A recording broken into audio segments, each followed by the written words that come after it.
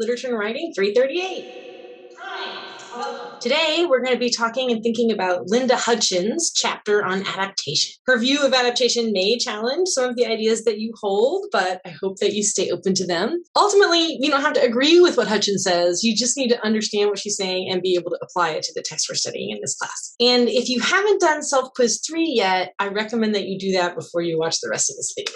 There are 3 areas of Hutcheon's chapter that I'm going to be addressing in this lesson. The first is the myths of adaptation. The second is the truths of adaptation. And the third is the strategies of adaptation. I want to be where the students are.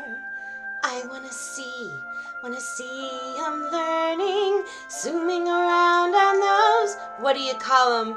Oh, screens. Look who's here. It's Ariel. Wow. You want to see my students? They're right there. We're talking about adaptation. I was just about to explain some of the myths of adaptation. Maybe you can help me since you're an adaptation yourself. Learning alone, you don't get too far. Screens are required for zooming, chatting, scrolling, and looking at, what's that word again? Memes. Yes, memes are a form of adaptation in a sense. Good point. So the first myth of adaptation is that adaptation should be judged by whether or not they adhere to the original, by their fidelity to the original. That is the myth of fidelity, and it leads to what Hutcheon calls fidelity criticism, or reviews of the text that focus only on how closely it sticks to the original. Essentially, it's a myth because that misunderstands the purpose and function of adaptation. The point of an adaptation isn't to be exactly like the original. That's what the original is for. Well, listen, what I'm saying is if we were judging based on the fidelity to the original, if we were doing fidelity criticism, Ariel, then you would be a failure because you're not like the original in a lot of ways. And Hastings actually points that out in the essay that you read. No, I'm not saying you're a failure. That's my whole point. You're not a failure. People love you, even though you're not like the original. Like, for one thing, you have a name, Ariel. So differences aren't necessarily bad. That's one of the problems with fidelity criticism. Differences can be good. In fact, that's something we're going to talk about when we get to the truths of adaptation in the next section. This brings me to the next myth, which is that originals are always better than the adaptation. That's not true. Many people, for example, prefer Disney's Little Mermaid to the original Andersen fairy tale. Yeah. And others prefer Ponyo to both of those.